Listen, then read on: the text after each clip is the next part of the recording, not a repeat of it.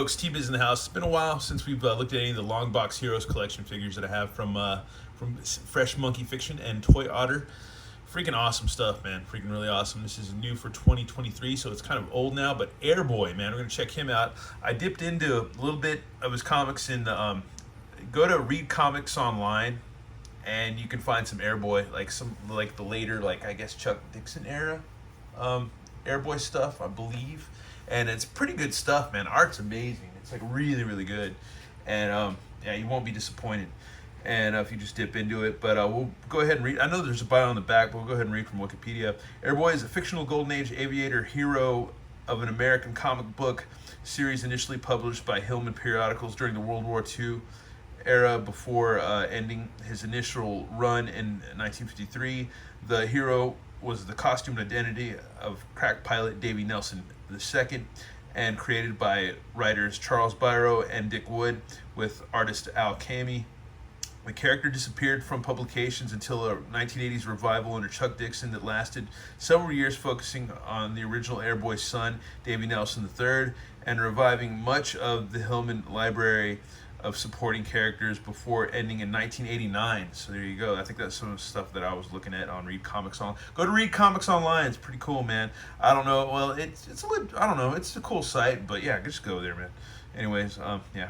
Anyways, since the original Hillman creations and stories have fallen into the public domain. As a result, Airboy and his supporting cast have appeared intermittently since under multiple publishers, sometimes updating his story to the present day or continuing previous adventures. So there you go, man. And then we're going to go ahead and look at the back of the box and read that bio. So it might be a little bit redundant, but more figures within the realm of figures. So yeah, there's a lot I have, there's a lot I don't have. So yeah, they're really cool. Anyways, yeah, let's see. And here we go. Let's see. Oh, and here's some credits for these figures that were brought to us. So read right there. Anyways, after his inventor father's death, Davy Nelson continued to develop his inventions as Airboy, taking to the skies in his experimental plane, Birdie. Airboy fights against Nazis and other villains during World War II, often side by side with his allies, Valkyrie and the Heap. Man, when are we going to see those characters? Created by the legendary Charles Byrow, Airboy saw action in the pages of Golden Age publisher Hillman in 1942 through 1950. Is that before the Comics Code? I wonder. Sporadically revived by modern publishers, Airboy remains an important part of history of comic books and a beloved character for fans of classic superhero stories. So there you go, man. Freaking cool. Here's good old Davy. We'll take a look at him. That is freaking cool, man. He does have a comic-esque beady eyes, which are cool. He comes with a cutlass or a saber. What would you call this? A cutlass or a saber? It kind of reminds me of Zorro. I don't have any Zorro figures, but I know Boss Fight made some Zorro figures. But man, I used to have some of the retro Zorro figure. I forgot who. Oh man, who made those?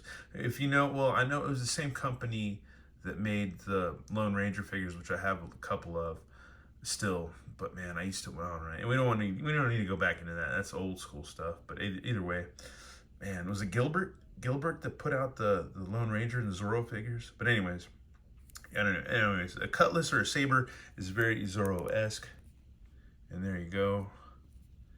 Nice, nice, nice. Got 1, 2, 3, 4, 5, 6, 7 points of articulation. He's got, these look like riding boots for like horses. And they pretty much look like riding pants for equestrians too. But either way, man, old school World War II type hero fighting Nazis and other guys, other people. We'll try not to be, I don't know, not racist, but whatever here. But yeah, fighting all the World War II enemies. But yeah, that's freaking cool. Like I guess would it be the Japanese and the Nazis? But yeah, either way. Freaking cool, man. Freaking really cool figure. I like him a lot. Yeah, he comes with a nice Longbox Heroes collection stand, which you can pose him on, which is freaking rad.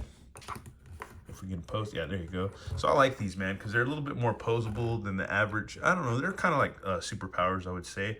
But let's go ahead and do a, I guess we'll do a, a nice size comparisons and be done with this video. But other than that, let's just take a gander at the detail and the awesomeness of this figure and how cool it is.